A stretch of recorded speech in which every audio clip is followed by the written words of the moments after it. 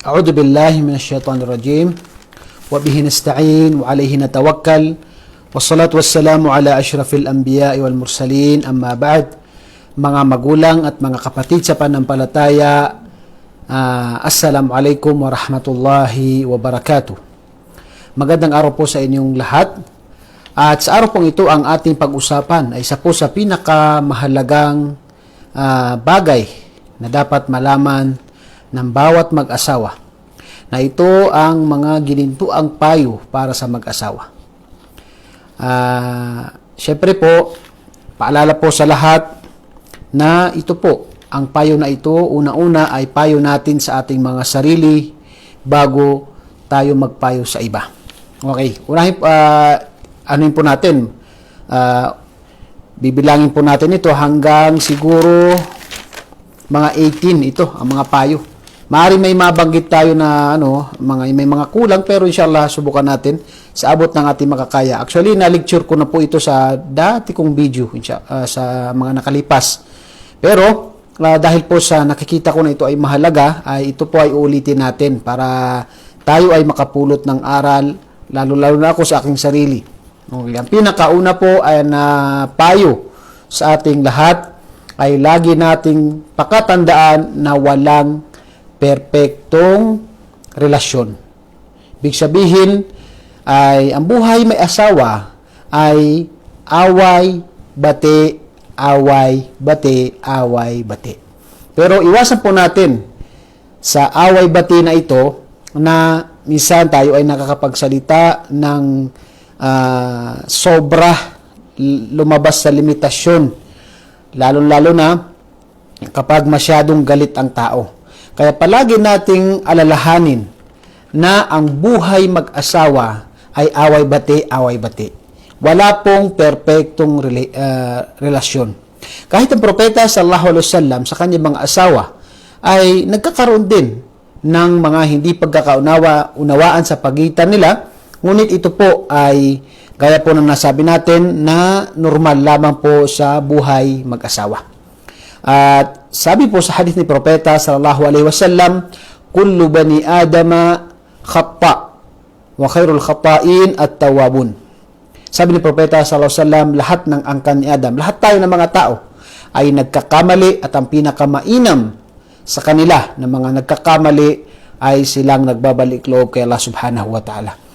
Kaya rin sinabi sa hadith ni propeta sallallahu alaihi wasallam na kapag meron kang nakita na hindi magandang katangian sa iyong asawa, ay tingnan mo ang mas marami niyang nagawang kabutihan o mabuting katangian. Hindi po katulad nung iba, minsan nangyari po sa atin, na may nagawang isang mali ang asawa natin at nakalimutan natin ang lahat ng kanyang nagawang kabutihan.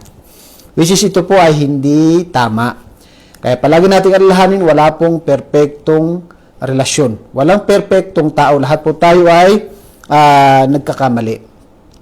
Kaya pag may nakita tayo na may mga pagkukulang, yun ay pagiging tao ng isang tao. Minsan, palagi natin tatandaan na wag nating titingnan lang yung mali. Wag tayong nakafocus lang sa nagawang kamalian, kundi tingnan din natin ang napakarami niya nagawang mga kabutihan. Wag lang yung nakagawa siya ng isang mali tapos kalimutan natin yung mga nagawa niyang mga mabubuti. So po, pinakauna, palagi nating tatandaan na hindi po wala pong perpektong relasyon. Yun ang pinakaunang tandaan natin. Hindi po ibig sabihin na makikita natin ang mga artista o kaya sa mga sino pang naririnig natin ang mga love story. Hindi na ganun talaga. Normal po. Kaya pag manood kayo ng mga love story, may mga nag-aaway hanggang sa naghiwalay, nagkabalikan, dahil tayo po ay nagkakamali. Wala pong perpektong relasyon. Kaya po palagi natin paalalahan nating sarili na kung may nakita tayong mali, itama natin, pero wag nating i-focus doon sa mali, kundi tingnan natin yung mga naunang mga kabutihan, ibang kabutihan ng ating asawa. Okay, pangalawa po ay magtulungan sa kabutihan at pagsunod kay Allah subhanahu wa ta'ala at pagkatakot kay Allah subhanahu wa ta'ala. Halimbawa po sa sala, Napakahirap po na yung lalaki nagsasala, ang babae hindi nagsasala. O kaya ang lalaki ay nagsasala, ang babae hindi nagsasala, o kaya ay baliktad. Marami po tayo nakita, nawa ay gabayan tayo ng Allah subhanahu wa ta'ala, na minsan ang lalaki ay hindi mawala sa masjid. Alhamdulillah. Halimbawa, sumasama siya sa mga ulama na mga tabligh. Lumalabas na siya ay gumagawa ng pagsamba kay Allah subhanahu wa ta'ala. Pero ang asawa niya, kung manamit, ay parang Kristiyana. Parang hindi Muslim. Subhanallah, gabayan tayo ni Allah. Marami pong ganyan na makita natin, nagsasala minsan ang babae. Ang lalaki, lasinggero. Wana'udhu billahi min dhalik. Marami po sa ganyan na nakikita ko po minsan, lantaran pang pinopost ang kanilang pag-iinuman, mga ganyang bagay. Yan po ay malaking kasalanan sa Islam. Pero ang ano natin dito, pangalawang ano natin ay magtulungan tayo sa kabutihan. Unang-una, gawin natin ang lahat na makakaya natin para matulungan ang ating asawa sa pagdarasal, sa paggawa ng pagsamba, pag-iwas sa mga maling gawain. Wag nating silang kakalimutan sa ating mga panalangin. Magdua tayo palagi sa ating mga salah na nawa ay gabayan sila ng Allah subhanahu wa ta'ala. Marami pong ganyan, hindi nagsasala ang lalaki. Pero alhamdulillah sa pamamagitan ng dua, panalangin ng babae, kaya ay panalangin ng lalaki, ay ang kanyang asawa ay naging matinong Muslim sa pamamagitan ng gabay ng Allah subhanahu wa ta'ala. Kaya tayo po ay magtulungan. Tulad po ng sa pananamit, ganoon din sa pag-aaral, napakaganda po. Kumuha po tayo ng isang babasahin na kada araw po ay magbasa tayo ng isang hadith o anumang mga aral, mga tafsir, o magbasa tayo ng Quran. Turuan natin yung asawa natin ng mga dhikr o pag-alala kay Allah subhanahu wa ta'ala kung hindi nila alam. Bago pumasok sa bahay, paglabas sa bahay, yung kakain tayo, bago matulog yung mga dhikr, yung mga bagay na ito, yung pagsamba kay Allah subhanahu wa ta'ala, ito po ang pinakamahalagang bagay na dapat dito ang nagkakatagpo ang kanilang mga puso. Dahil hindi po magtatagumpay ang puso ng dalawa kung magkaiba. Ito ay malapit sa Allah, ito ay malayo sa Allah. Dapat isikapin natin na kasi una-una tingnan natin ang sa paraiso ng Allah subhanahu wa ta'ala. Paano kaya kung ang asawa natin, hahayaan ba natin sila na sila ay parusahan sa impyerno at tayo ay papasok sa paraiso? Kung mahal natin sila, ang pinakaunang gagawin natin ay gawin natin ang lahat ng makakaya natin sa pamagitan ng pagpapayo, pamagitan ng pakipag-usap sa kanila, maganda pakipag-usap, anumang makakaya natin para sila ay maging matuwid na mga Muslim. Dahil ang pagtutulungan, minsan nanghihina po ang dalawa. Minsan lalaki o kaya babae, minsan ang naghihina. Nagpapayuhan po sa pagsunod at pagsamba kay Allah subhanahu wa ta'ala. Sinabi po ng Allah sa banal na Quran, wa ta'awanu 'alal birri wat taqwa. Kayo ay magtulungan sa kabutihan at pagkatakot kay Allah subhanahu wa ta'ala. At ang pinakamahalaga dito na magtulungan ay ang mag-asawa. Kaya pinakauna, walang perpektong relasyon. Lahat po nagkakamali at huwag tayong mag-focus doon sa isang mali. Tingnan natin ang mga nagawang kabutihan o mga katangian na mabuting katangian ng ating asawa. Pangalawa, magtulungan sa kabutihan at pagsunod kay Allah subhanahu wa ta'ala. Katulad po ng isa sa mga pa-shoutout natin, si Dr. Hanifa Dansal, mga kababayan namin sa kamag-anak namin sa Mindanao, sa Marantao, Lanao del Sur, na nung sila po ay nagsagawa ng Hajj nung mga 2 years na o 3 years na, nagkausap kami at isa po sa hindi ko makalimutan na kanyang sinabi na sana ay ito ay maging maibahagi ko rin sa inyo, na kanyang sinabi na sila daw mag-asawa dahil sila po ay batang-bata pa po. Ibig sabihin, magkakaedad lamang po kami. Bago po sila, ayon sa kanya, ay nag-usap kami mag-asawa na bago kami pumunta ng ibang lugar, bago kami mag-travel ng ibang lugar, ay gusto namin na kami muna ay nakapagsagawa ng Hajj. Allahu Akbar. Napakaganda po ito. Na marami pong pumupunta ng Amerika, Indonesia, mga ibang mga lugar na hindi pa sila nakakapunta sa pinakabanal na lugar dito sa balat ng lupa na ito ang Makkah. Hindi pa sila nakakapagsagawa ng Hajj na meron silang kakayahan. Magtulungan po tayo, magpayuhan tayo. Lalo yung mga kabataan, napakaganda po na mag-Hajj na kasama mo ang asawa mo sa iyong kabataan. Maganda po yan. Okay. Yun po ang pangalawa. Pangatlo ay magpakasal muli. Ang ibig sabihin na hindi yung pupunta kayo muli sa function hall, magpakasal kayo, kundi ang ibig sabihin dito ay alalahanin nyo yung mga magagandang alaala ng bawat isa, yung pakikitungo ng bawat isa nung sila ay bagong kasal pa lamang, dahil marami po na sila po ay mayroong tinatawag na respeto, pagmamahal, pakikita nila yung pagkasweet nila sa asawa nila sa bagong kasal, pero pagkaraan ng 1 taon, 2 taon ay nawala na yung tinatawag natin na sweetness. Kaya dapat po ay magpakasal muli. Ibig sabihin ay panatilihin po natin, alalahanin po natin yung mga mabubuting bagay na nung tayo ay bago pa lang ikinasal. Makikita natin yung mabuting pakikitungo sa asawa, yung pakikipag-usap, yung pagbibigay ng oras sa asawa, at meron pong isang naikwento na isang babae. Marami po silang anak. Napansin ng lalaki na yun na parang humihina yung kanilang pagsasama. Hindi dahil sa anumang mga bagay, ngunit dahil sa ang bawat isa ay may trabaho. Alibawa, yung babae, maraming anak, magluluto, maraming ginagawa. Ang lalaki naman, galing trabaho, pagdating pagod. Kaya nawala yung kanilang, napansin ng lalaking ito na parang nawala yung kanilang tinatawag na kanilang oras sa bawat isa. Kaya kinausap niya ang asawa niya at kanyang sinabi na kung pwede ay gusto ko na magsagawa tayo ng umrah na tayong dalawa lang. Sabi ng babae, anong gagawin ko sa mga anak ko? Marami siyang anak na may maliit pa. Sabi niya, iwan natin sila sa kanilang mga sa nanay niya. So iniwan po nila at sila po ay nag-travel papunta ng tinatawag na Makkah. Sila po ay nag-umrah at nung sila ay dumating na silang dalawa lang, iniwan nilang kanilang anak sa nanay nila, lolo o lola. Pagdating sa Makkah, noong sila ay magtatawaf na, ay hinawakan ng lalaki ang kamay ng babae. At kanyang sinabi, Ummu Fulana. Yung babae, Ummu Fulan. Sinabi niya na, patawarin mo ako. Alam ko na marami akong pagkukulang sa iyo. Ikaw ay nagtitiis sa pag-aalaga sa mga bata, sa mga gawaing bahay, at marami akong pagkukulang sa iyo. Patawarin mo ako.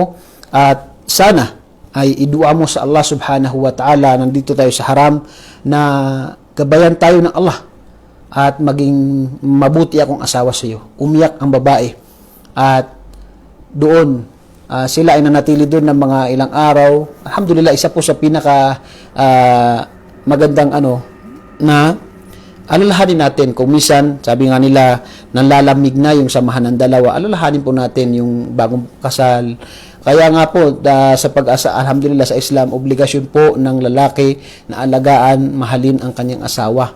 At kaya po itong pangatlong natin na magpakasal muli. Palagi nating alalahanin yung mga unang mga bagay kung sa tayo, yung nagpakasal yung dalawa, yung mabuting pakikitungo nila. Yan po ang isa sa mga dapat gawin na mag-asawa kapag nakita ng isa sa kanila na medyo nawawala yung kanilang tinatawag na pagka-sweetness sa bawat isa. Okay, pang-apat po ay pakitunguhan ang bawat isa na parang bata. Hindi po yung intindihin niyo po yung sinasabi natin.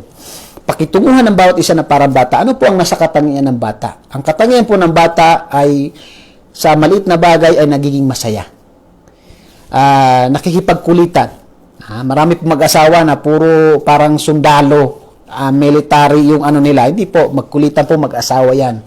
Magtawanan sila, magkulitan sila. Yan po ang isa sa mga dapat na kunin natin sa tinatawag na katangian ng mga bata. At ang pinakamahalaga sa katangian ng bata ay yung pagpapatawad. Pagpapatawad. Makita natin yung bata, nag-away ngayon.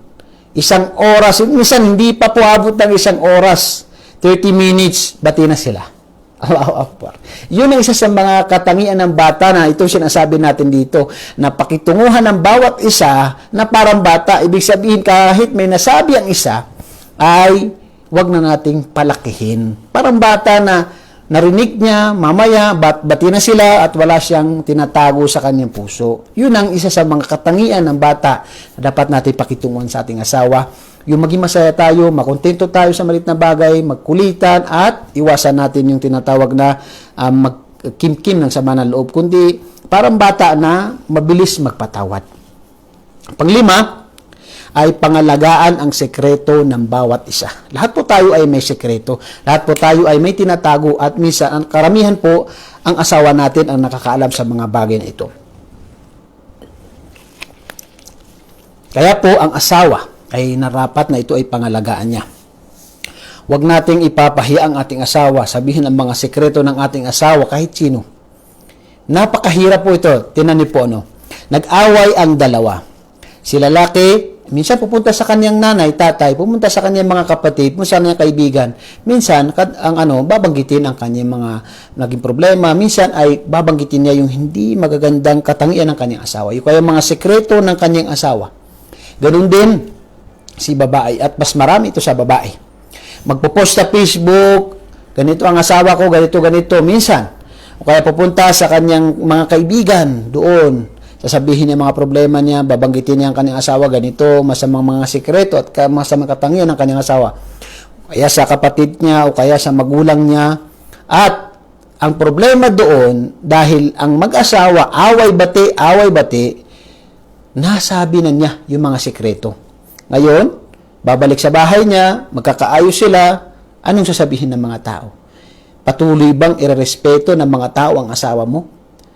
Siyempre, maaaring nakikita nila, tumatawa sila pag ngumingiti sila kapag kaharap mo, pero pag talikod mo, sinasabi nila na pinag-usapan ka nila. Dahil sa iyo mismo nanggaling yung mga hindi magagandang katangian ng iyong asawa. Kaya minsan tayo din ang gumagawa ng problema natin. Tayo din yung nagpapahiya sa ating asawa. Kaya yung mga sekreto, yung mga bagay na hindi magaganda sa ating asawa, panatilihin po natin sa atin. Kahit matalik na kaibigan po, nanay nga natin ano pa bang mas doon na pangalagaan ka, nanay mo, tatay mo, mga kaibigan, okay, malapit na kaibigan, nandyan po yan, pero lalabas din yung mga tinatawag na mga nasabi sa kaibigan niya, doon. Kaya po iwasan natin yan, ipagdasal po natin sa Allah subhanahu wa ta'ala ang mga bagay na kung tayo ay nag-away sa ating nagkaroon ng manalangin tayo, iwasan natin, mag-relax tayo, pwede tayong mag-share para humingi ng payo sa mga taong mapagkakatiwalaan natin. Huwag po doon sa mga hindi, naging kaibigan lang, napakahirap po, mamaya po ay dumami yung kwento sa mga kapitbahay o sino pa. Kaya iwasan po natin. Pangalagaan po natin ang sekreto ng bawat isa. Huwag po natin ipahiya ang asawa natin sa iba. Tayo din po ang napapahiya. Okay, pang-anim, kalimutan ang mga masasamang nakalipas. Halos kaparehas lang din, pero ito, past is past. Minsan, ay ang lalaki, babae, nag-aaway, ay babanggitin ng lalaki o kaya si babae ang mga nagawang kamalian ng kanyang asawa. Ito po hindi maganda. Dahil minsan ay nabubuhay po yung kiber ng tao, yung ego nga, sabi nila na minsan ay hindi napigilan ng tao na makapagsalita. Pero iwasan po natin yan. Yung ikaw, ganito ka, ang pamilya mo, ganun. Past is past. Mga nangyari naman. Hindi tayo perfecto. May mga nagawa tayong kamalian. Ang lalaki, ang babae, may mga pagkukulang talaga tayo. Pero iwasan natin yung mga nauna na, mga dekada na nangyari, mga natapos, mga ilang taon na, 10 taon, 2 taon na nangyari. Minsan umabot pa ng, sabi nga nila, hindi naman dekada. Pero andun pa rin na pag nag-away, sabihin niya ganito, ganun, yan po iwasan natin. Hindi po maganda yan. Nagpapatunay lamang yan na hindi natin mapigilan yung salita natin na ito po ay nakakasakit sa damdamin ng tao. Yung mga nakalipas na iwasan natin. Pang-7 ay bigyan natin ng oras ang bawat isa. Bigyan natin ng oras ang bawat isa. Minsan po magkasama ang mag-asawa, kasama yung mga anak nila. Pero wala, parang ang isa ay nasa ibang mundo, ang isa nasa ibang mundo. Bakit? Dahil po sa paggamit ngayon ng cellphone. Minsan po, kakamakain, lahat nagsi-cellphone. Sa bahay mismo, magkatabi, pero nasa isang barangay ito, sa isang barangay ito. Halos na wala yung oras natin sa bawat isa. Iwasan po natin yan. Mainam po pag hindi po kailangan yung cellphone, kapag kasama natin ang asawa natin, ilagay po natin ang cellphone natin. Oras ng trabaho,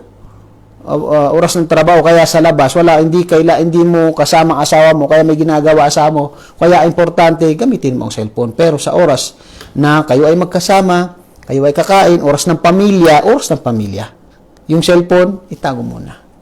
Dahil kung hindi naman ito kinakailangan. Si Propeta, isa sa mga katangian niya, nabanggit na si Propeta sallallahu alaihi wasallam, dumating siya mula sa paglalakbay, dahil siya yung nangangalaga sa Madina, lahat problema niya doon sa lahat ng mga nangyari sa mga Muslim.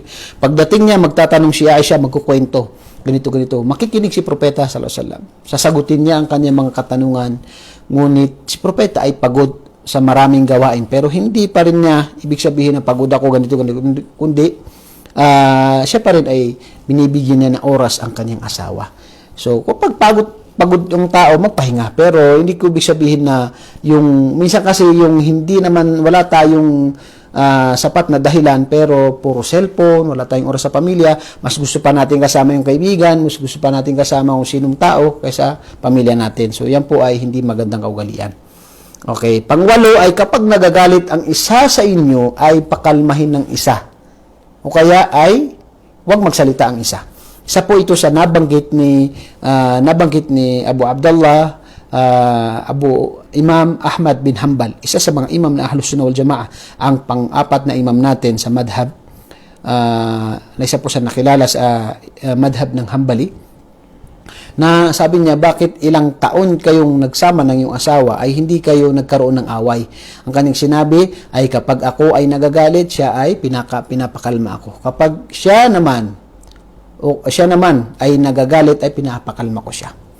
Yan po sa mga sekret. Nakikita ko rin po yung sa nanay at tatay ko, sa awa ng Allah subhanahu wa ta'ala. Minsan, hindi po maiwasan yan. Pag nagsalita ang nanay ko, unti-unti nang lalabas ang tatay ko. Hindi na napakikinggan yung kunti lang. Kasi syempre, alam mo naman, minsan ng babae, halos karamihan yan. Pag makasimula na, makastart na, yun, magsalita na. Kaya po, minsan, yung tatay ko, napansin ko, pag nagsalita na, lalabas siya. Pupunta siya doon sa mga ibang tindahan na katabi namin, makikipag-usap doon, hanggang mga parang bumalik siya sa bahay na parang walang nangyari. So, isa po sa magandang katangian, kasi, tayo po pag galit yung babae tapos sumagot ang lalaki, talagang sasabog yung galit ng dalawa. Kaya marami pong naghihiwalay. Napakarami napansin kong naghiwalay. Galit si babae tapos sumabay si lalaki, ayun, hiwalay. Means pagkatapos na yung galit nila, nagsisisi ang bawat isa sa kanyang nasabi. Yun. Pangsyam, panatilihin ang respeto at hiya sa bawat isa. Hindi po ibig sabihin ang asawa mo wala nang sabihin mo na yung gusto mong sabihin. Yung mga hindi magaganda katangian ng asawa mo, sasabihin mo na. Yung mga nawalan ka ng respeto sa asawa mo. Yan, ang respeto ay meron pong limitasyon. Hindi ibig sabihin ang asawa mo na yan wala nang limitasyon. Kahit sa labas o kundi dapat ay panatilihin ang respeto sa bawat isa. Yan man sa labas o sa loob, ano man ang katangian na nakikita mo sa asawa mo na minsan hindi niya mabago-bago ng mabilis, ay irespeto po natin at gawin po natin ang abot ng ating makakaya para manatili po yung respeto sa bawat isa. At hindi yung parang minsan nagsasalita ka na wala ka nang pakialam sa nararamdaman ng iyong asawa. Okay, so pang-10, iwasan ang manumbat sa mga nagawang pagtulong sa asawa. Minsan po, may mga nag-aaway at minsan uuwi sa hiwalayan. Ang dahilan ay ang panunumbat ng isa sa kanila. Minsan may trabaho ang lalaki, susumbatan niya ang babae. Minsan may trabaho ang babae, susumbatan niya ang lalaki. Ikaw wala kang silbi, ikaw binubuhay kita, ganito, ganito, ganito. Napaka ano yan, lalo na pag sinabi mo sa isang lalaki, kasi minsan ma-pride ang lalaki, subhanallah. Nandoon yan, nasa natural po yan ng lalaki. Kaya yung bagay na ito, yung panunumbat ay isa po ito sa kung sa sa hadith ni Propeta sallallahu alaihi wasallam, nakasama po sa hindi titingnan ng Allah subhanahu wa ta'ala sa araw ng paghukom, at kasama rin sa mawawalang saysay ang kanyang gawain ay ang silang mga nanunubat kapag sila ay gumawa ng kabutihan sa kanilang kapwa. Paano pa kaya yung asawa mo? Asawa mo yan. Dapat ay hindi mo sumbatan ang iyong asawa sa mga nagawa mong kabutihan sa kanila. Dahil mawawala ito ng saysay at magkakaroon ng sama ng loob. Napakahirap gamutin po yan kapag ito ay natamaan. Napakahirap gamutin yan. Kaya iwasan po natin ang mga bagay na yan. Okay. Pang-11, respetuhin ang pamilya ng iyong asawa. Marami pong ganito na minsan mayaman ang lalaki, wala siyang respeto sa pamilya ng babae. Minsan kaya walang kakayahan ng pamilya ng babae, hindi po niya binibigyan ng halaga. Hindi po ganoon. Pakita mo sa kanila na mahalaga sila, yung pagngiti mo sa kanila, yung pag-welcome mo sa kanila kapag sila ay dumarating sa iyong bahay. Napakalaking po ito. Hindi po oras-oras kailangan po nila ng pera-pera. Hindi po. Huwag po natin titingnan yan. Bagkus yung pakikipag-usap natin sa kanila, pakita natin na pagpapakumbaba, yung pag-welcome nila, welcome natin sila sa ating pamamahay. Napakaganda po na ang bagay na yan, at ito po ay pagpapatunay sa pagrespeto mo sa asawa mo. Pamilya yan ng asawa mo. Kaya nga sa Maranao, sinasabi nila na nagpapalitan kayo ng magulang. Ang magulang niya, nagiging magulang mo. Ang magulang mo, nagiging magulang niya. So, ito po yung isa sa mga mapupulot natin na aral din sa mga matatanda, yung ganitong sinasabi nila. So, yung pagrespeto po sa pamilya ng babae, napaka halaga na dapat nating gawin. Lalong-lalo na kapag yung side ng asawa mo ay hindi po mayayaman, katulad no At isa po ito sa minsan nagiging dahilan din na minsan kapag walang respeto ang lalaki o babae sa pamilya ng kanyang asawa, ay minsan ay nagiging dahilan ito ng malaking gulo. At minsan ay nagiging yung babae o kaya lalaki ay papayuhan nila ang kanilang asawa na makipaghiwalay. Dahil doon sa nakikita nila na hindi maganda ang pakikitungo mo. So parang kapag nirespeto mo sila, ay parang nirespeto mo ang iyong asawa, at parang pinuri mo ang iyong asawa sa kanila. Okay, pang-12, ang paggamit ng magagandang salita. Paggamit po ng magagandang salita, yung mga sweet words, halimbawa sa atin, yung tawagan. Yan, sunna po yan, yung tawagan. Honey, yung sa amin mag-asawa, hayati buhay ko, my life. Honey, yung asal, inab, grapes, magagandang mga salita. Okay? Yung I love you, marami po ako napansin mag-asawa ni minsan hindi nag-I love you sa kanyang asawa. Yan po ay sunna, maganda po yan dahil nararamdaman po ng yung asawa ang yung pagmamahal sa kanya. Hindi po ibig sabihin na kapag hindi ka nag-I love you ay hindi mo mahal ang iyong asawa. Yung mga nauna sa atin, mga natin, hindi po sila nag-I love you, pero yung pagmamahalan nila. Pero isa po sa nakakatulong sa mag-asawa yung paggamit ng magagandang words. Minsan kapag tayo ay aalis, halimbawa sa trabaho tayo, kumustahin mo asawa mo, mag-message ka ng magagandang message sa kanya. Yan po mga magagandang Kasi si Propeta sallallahu alaihi wasallam tinatawag na si Aisha radhiyallahu anha na ya Aish, bilang pag sa kanya sa pangalan niya. So isa po ito sa magagandang dapat ginagawa ng mag-asawa, yung magagandang paggamit ng magandang salita. Ganon din, pang-13, purihin ang iyong asawa. Purihin ang iyong asawa. Siyempre, pupurihin mo sa kanyang ginagawang mabubuti, hindi sa masasamang ginagawa. Hindi. Dapat natin pigilan asawa natin kung may ginagawang masama. Pero ang sinasabi natin, yung paggawa niya ng mga mabubuti. Halimbawa po, araw-araw siya nagluluto, purihin mo ang pagkain, purihin mo ang kanyang ginagawa. Hindi po madali ang gawain ng babae. Pagluto, mag-alaga, purihin ang iyong asawa, magpasalamat. Pag may alhamdulillah, salamat sa iyong mga ginagawang kabutihan, iparamdam mo ng kanyang ginagawa ay ito ay malaking tulong at ito ay mabuti at ito ay maganda. Marami po na wala nang pakialam. Porket nagbibigay na ng gastos, wala nang pakialam sa ginagawa ng kanyang asawa sa bahay. Hindi po, mahirap po ang gawaing bahay. Tumulong po tayo sa ating mga asawa din. Okay, so labing-tatlo, purihin po natin ang ating asawa pag may nagagawa siyang mabuti. At iwasan natin na mapumuri ng babae sa harapan niya. Iwasan po natin yan. Halimbawa, may nakita ka na nagluto. Sabi mo, may nagluto siya ng halimbawa, pagkain. Ito yung pagkain mo na niluto, ito yung pagkain ng kapitbahay o sino. Sabi mo, napakasarap naman nito. Pero parehas ang niluto. Ayan, iwasan po natin na pumuri ng ibang tao sa harapan ng ating asawa. Lalo na kung yung parehas ang niluto, tapos ang pinuri mo ay, iwasan po natin yan. Nakakasakit din po yan sa ating mga asawa.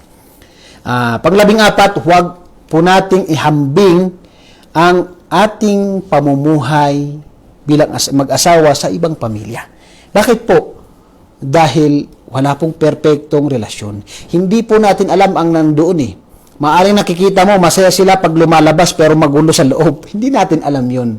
Hindi natin alam kung ano ang nandoon. At maging makontento tayo. Magpasalamat tayo kung anong binigay sa atin ng Allah. Maging makontento tayo sa binigay sa atin ng Allah. Magpasalamat tayo. Yan po ang pinakamahalaga. Maging makontento tayo. Dahil nandyan po yan. Yan po ang binigay sa atin ng Allah. Kaya isipin natin na yan po ang maganda sa atin. Ang Allah ang tanging nakakaalam kung ano ang mas makakabuti sa atin. Huwag natin ihambing ang ating pamilya sa pamumuhay. Kaya nga sabi ng propeta sallallahu alaihi wasallam, ay sa pamumuhay dito sa mundo ay huwag mong titingnan ang mas mataas sa iyo. Tingnan mo ang mas mababa sa iyo.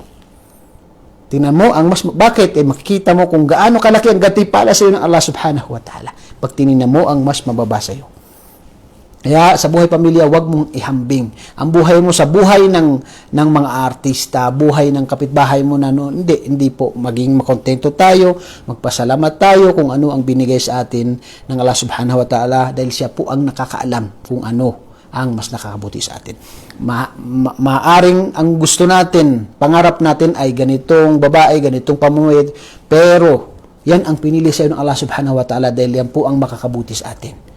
Biruin mo, maraming mga nag-asawa pero ang asawa nila o kaya ang tatay ng asawa ay una-una ay pakialamero o kaya babae, yung nanay niya ay pakialamera. Alhamdulillah, kaya po magpasalamat tayo kung ano ang binigay sa atin ng Allah subhanahu wa ta'ala. Paglabing-lima ay ang panatilihin ang mabuting pakikitungo sa asawa. Sinabi ng propeta sallallahu alaihi wasallam, khairukum li ahli, ang pinakamainam sa inyo ay ang pinakamainam sa kanyang pamilya. Kaya po sino mang nagyayabang na tumutulong siya dito doon pero mabuti ang pakikitungo niya sa kanyang mga kaibigan, mga barkada, pero pagdating sa bahay hindi po maganda kanyang pakikitungo, yan po ay peking pagiging mabuti. Dahil ang tunay na mabuti ay ang mabuti sa kanyang pamilya. Yan po ang tunay na mabuti. Huwag ipagmamayabang ang pagtulong doon, mga ganito, pagdating sa bahay, ay kinamumuhian ka ng iyong asawa at iyong mga anak. Doon mo makikita na hindi po maganda ang ugali mo, yung pakikitungo mo. Pag ayaw ng mga anak mo na nandun ka sa bahay, hindi masaya ang anak mo, yung asawa mo kapag nasa bahay ka. Mas gusto nila nasa labas ka. Yan ay patunay na kailangan mo nang baguhin ang pakikitungo mo. Si Propeta sallallahu alaihi wasallam, sinabi niya, pinakamainam sa inyo ay ang pinakamainam sa kanyang pamilya. Yan po ang isa sa mga payo natin. Malapit na po tayo matapos. Ang panglabing-anim ay matutong humalik sa asawa. Si Propeta sallallahu alaihi wasallam po, kapag siya ay papunta ng masjid, ay bago siya umalis, hinahalikan po niya ang kanyang asawa. Ganun din, kahit na siya ay nag-aayuno, hinahalikan po ang kanyang asawa. Ulitin natin, hindi po ibig sabihin na maaaring hindi ito ginagawa ng iba, ay hindi po tama ang kanilang pagmamahal. Hindi po. Ito po ay nagpapadagdag lamang po upang maging malakas ang relasyon ng dalawa, ay yung paghalik sa asawa. Makikita ng mga bata, una-una na yung relasyon ng dalawang magulang ay maganda. Ganon din na isa ito sa sunnah ni Propeta sallallahu alaihi wasallam. Marami pa akong nakita, napansin na hanggang siguro sa buong buhay nila, hindi po siya, halimbawa, pag-aalis ng bahay, pag darating mula sa trabaho, di ba? So, yan po yung mga sunan na dapat natin gawin na ang paghalik sa asawa.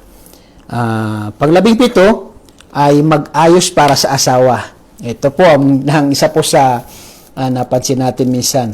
Halos karamihan, sabi nga nila, ay losyang na, excuse me po sa words, losyang na ba? Yung mga ganong kaya pumangit, o kaya ganito, o kaya ganito.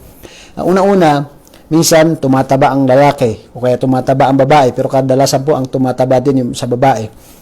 Actually, ang babae, kapag nanganak na yan, kadalasan po ay tumataba talaga.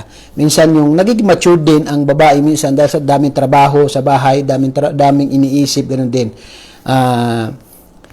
Kaya po, ang lalaki ay dapat intindihin niya, una-una. Ang una po ang mag-iintindi ang lalaki, intindihin niya ang sitwasyon ng kanyang asawa. Dapat nga, bigyan niya siya ng mag-relax siya, bigyan niya siya ng mga araw na sila ilalabas para ito ay makarelax ang kanyang asawa. Ganun din, yung mag-ayos tayo. Hindi lamang po sa babae ang mag-ayos, yung lalaki din. Ang lalaki din, mag-ayos tayo para sa ating asawa. Magpabango tayo para sa ating asawa. Mag-toothbrush tayo para sa ating asawa dahil hindi po maganda na pag tayo ay nasa bahay, yung ating hininga hindi po maganda. Ganun din yung ating mga kilikili. Dapat po ay mabango tayo sa ating mga asawa. Maganda tayo, gwapo tayo sa ating asawa. Yan po ay sunna na dapat gawin ng tinatawag na isang Muslim na dapat ay maglinis siya at mag-ayos siya, magpaganda siya, magpagwapo siya sa kanyang asawa. Kasi Propeta sallallahu alaihi wasallam, sinabi niya na huwag niyong bibiglain, supresahin ang iyong asawa pagdating sa bahay. Dapat ay, kaya nga, si Propeta sallallahu alaihi wasallam, isa rin ang kanyang ginagawa ay siya ay nagsisiwak bago siya pumasok sa kanyang bahay. So, isa po yan sa natin na dapat nating bigyan ang sarili natin ng oras. Maglinis tayo para sa ating mga asawa. Okay, at bilang panghuli po ito. Mahaba-haba itong lecture natin ngayong araw, inshallah. Tapos na po ito pang last. Ang pinakahuli at pinakamahalaga din ay panatilihin natin ang pagtitiis, ang pagtitiis, ang pagtitiis. As-sabr, as-sabr, as-sabr. Panatilihin po natin ang pagtitiis sa buhay may asawa, sa buhay may asawa. Si Umar radiyallahu anhu, gusto niyang magreklamo kay Propeta sallallahu alaihi wasallam, pumunta siya kay Umar. Hindi ko nagkakamali. Hindi, mayroong isang tao na gustong pumunta kay Umar. At naabutan niya si Umar na pagpasok niya, pagpunta niya sa kanilang bahay, gusto niya magreklamo. Gusto niyang sabihin kay Umar radiyallahu anhu yung mga nangyari sa kanilang pamamahay. Pero pagdating niya doon, nakita niya na nag-aaway si Umar at sa kanyang asawa. Siyempre, buhay may asawa, nandiyan yan, pag-aaway. Paglabas niya, sabi niya, anong gusto mo, may paglilingkod? Sabi niya, wala na akong sasabihin dahil nakita ko yung, kumbaga sa which is normal talaga ito. So, nakita ko na yung mga, lahat po na mag-asawa ay nagkakaroon ng away. Pero, ang pinaka-advice ko sa inyo, anumang away ang nangyayari sa mag-asawa, iwasan natin na ito ay ipaabot, pakialaman tayo ng ibang tao. Lalala po ang problema. Pagka, pa natin, lalo na sa mga hindi magaganda yung kanilang, hindi mo nakikita na hindi sila mapagkatiwalaan. Pangalawa, iwasan natin ang salitang hiwalay tayo. Hiwalay tayo. Yan. Hindi po maganda ito. Minsan, sobrang galit ng lalaki, sobrang galit ng babae, maghiwalay tayo, maghiwalay tayo, maghiwalay tayo. Never sasabihin ng paghiwalay. Kung pwede lang, pero hindi maiwasan na sinasabi ng tao yung mag-asawa. Pero sa abot na makakaya natin, iwan po natin ito. Iwasan po natin ang salitang hiwalayan. Bakit? Dahil nagsisisi po ang lalaki kay babae kapag ito ay nangyari na. Kapag nangyari na, nasabi na. Yan po ang isa. Kaya po ang pinakahuli natin na maipapayo sa inyo at sa aking sarili, lalong-lalo na sa aking sarili, panatilihin po natin ang pagtitiis, ang pagtitiis, ang pagtitiis. Diyan po ang pinaka-isang foundation upang maging matatag, maging masaya ang ating pagsasamahan sa ating mga pamilya.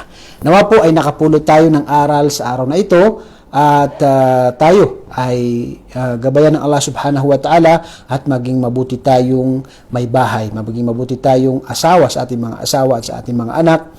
At ako po muli ay nagpapasalamat sa inyo. Assalamualaikum warahmatullahi wabarakatuh.